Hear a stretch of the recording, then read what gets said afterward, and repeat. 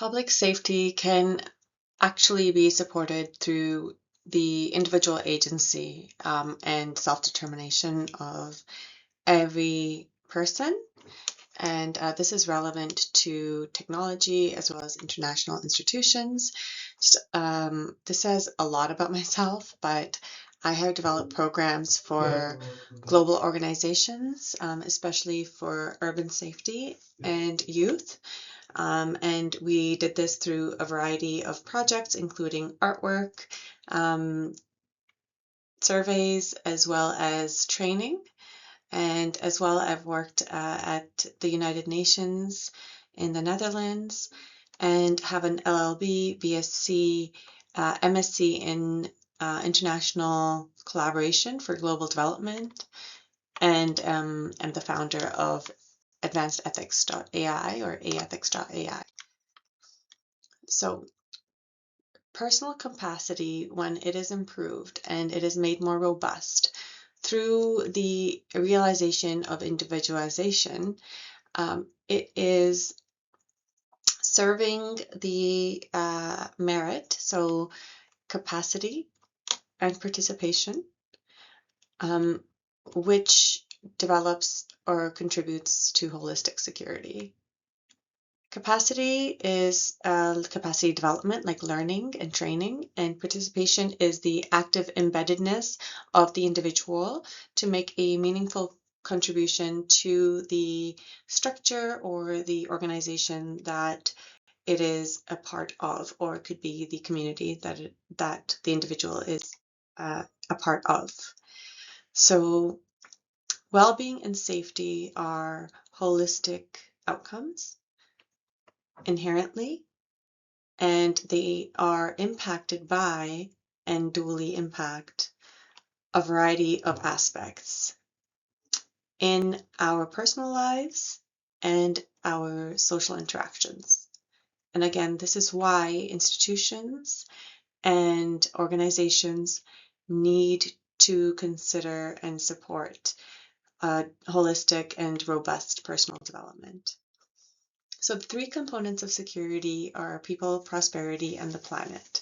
And so this is it's something that I came up with in my studies and during my work, and I currently am implementing in my organization, advancedethics.ai, aethics.ai, and holistic security is comprised of people or the social fabric, prosperity, which is economic security, and an environment, which can be said to be, planet, so environmental security. So these aspects are overlapping.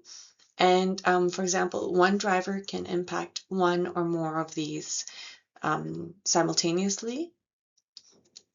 And a few drivers, like a handful of drivers, can impact all three pillars most effectively.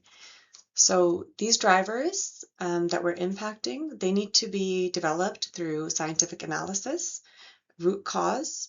So going back to determine exactly what action would cause a cascading impact and result in the desired indicators, or multi-sectoral partnerships. So collaboration and cooperation are very vital, and they're indispensable to creating long-term holistic solutions towards security. So holistic safety and well-being is, again, a component of physical, economic, and environmental security. And community safety does impact families' livelihoods, ultimately the health and progress of society. And this is why it's important. Security should be viewed as contingent on timelines and various sectors and industries and contexts. Organizations can collaborate for cooperation and communication to share best practices in achieving these goals. And it's not just about measuring them through indicators. It's about looking at data and what has worked, and looking at what's relevant for the culture and the geography. So one solution might not fit all. And again, it's important to work collaboratively, cross globally, to see what has worked in similar circumstances or cultures or environments. And as well, to take the shared experiences of the people, especially who are being impacted and who have direct experience. So integrating the shared experiences of individuals is known as critical pedagogy, and the goal of that is to teach through learning, or to share your personal taught or learned objectives. Um, so that is very effectively can be done through storytelling, and we've had that in different cultures cross-generationally, so that lessons are they are communicated, and they are just put forward through generations. And multiple sectors and public-private partnerships as well can be useful. Community information sessions or community intake sessions can also be a very useful practice here. So in my global development projects, we did include exactly, the community in identifying what the problems are, and generating solutions. So individual agency, through improving that, we can actually improve the resilience of the social fabric, so that while we're empowering each individual component of the social fabric, we are effectively empowering the individual. And this leads to more resilient for social fabrics against threats, against risks, and resilience for bounce back, so recovering after incidents. And education is a huge part of this. So as mentioned, critical pedagogy is useful in transferring the shared culture and lived experiences. And this effectively decolonizes education. So individual learning is composed of the actual direct experiences instead of mass narratives. So that is very useful. Education, so the composition of the human mind can be informal or formal. So informal is our interaction in our daily lives with other people, with the media, with social media.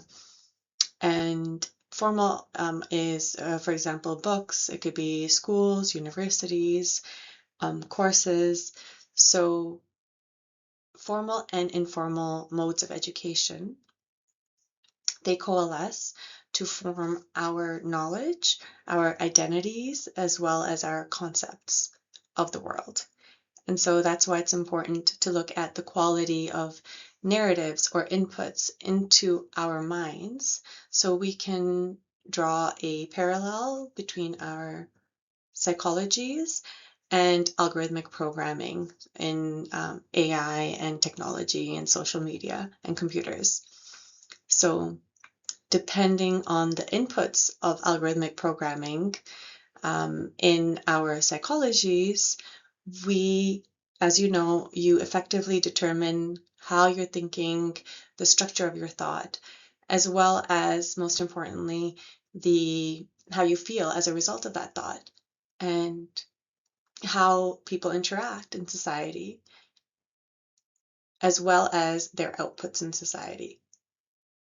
So our thoughts are very important, and examining what is being inputted in the form of education is also it's indispensable in the broader picture of what society does and how society defines itself. So in participation, how individuals are able to organize themselves to make meaningful contributions to society. It's clear for public safety and security that the communication of needs or representation is vital. So knowledge exchange across borders and cultures builds individual capacity, which further contributes to the communicability in the social fabric. So for example, individual merit is built through capacity development. So we ensure that culture is preserved. We ensure that the values of society are they are communicated in a way that is accurate and that is decentralized. So we mitigate or avoid mainstream narratives that attempt to or they inadvertently condition and they manufacture narratives and beliefs of society globally, and instead look at what actually matters for the individual and humanity in the current moment. And knowledge is built through language or the exchange of information, and information is exchanged through collaboration. So collaboration, building structures that are systematically permitting the input of individuals in technology, social media, and in politics contributes to social resilience. And the most important key here is that the individual agency, it simultaneously contributes to the social fabric or the resilience of it. So it's a very cyclical process where agency in itself contributes to social resilience and vice versa.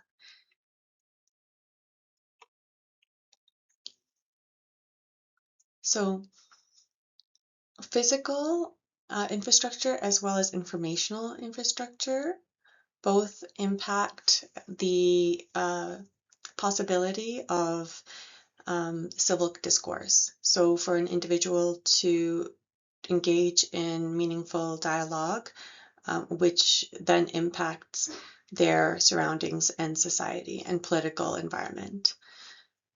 So informational infrastructure, for example, are the social media algorithms. They are AI. They include so books and narratives and language. So these are some ways that people can be involved in civil discourse.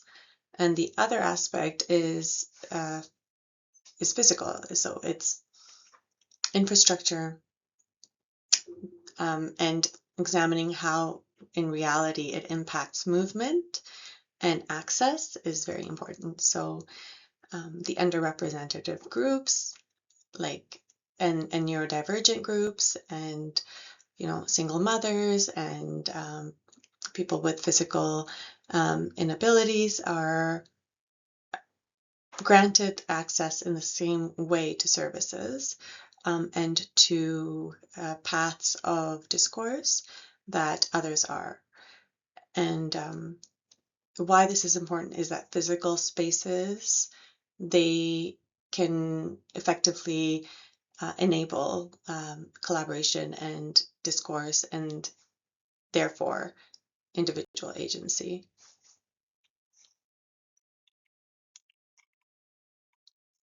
So participation of the public is vital to creating project structures and policies. that are vital for different components of society. And this is great for inclusivity, for discourse, and to mitigate the colonial narratives, to mitigate mainstream discourse. So collective inputs are relevant, and then capacity development through in-person and online formats is also a possibility, and collaboration to then determine the most relevant solutions. So we have the collection, and we have also ensuring that the individual is empowered to speak, and then the coalition or collaboration of inputs, which create a magical, multidimensional, equitable landscape. And then we have the government. So the role for them is to protect the structure of social media and policies, so that the policies and laws in themselves protect the discourse of the individual. And again, this can be in multiple sectors, such as in educational institutions, politics, and in media and AI. So artificial intelligence is also representative, and it is, again, we are looking at creating policies and structures, especially internationally, that are representative of the inputs of the people that they impact. On the global stage, we need to ensure that countries are involved in state laws, such as in security, in environment, in human rights, and in economy, that are equitable as well. So clearly, the less represented states need to be more involved in the discourse that impacts their economy. So, for example, countries are given agency over their own resources, and trade laws are kept with clarity and transparency and equity results. So knowledge exchange and communication does really provide education. It provides the development of learning outcomes, and this results in a holistic development of nature, community, participatory politics, international equity, economy, and development.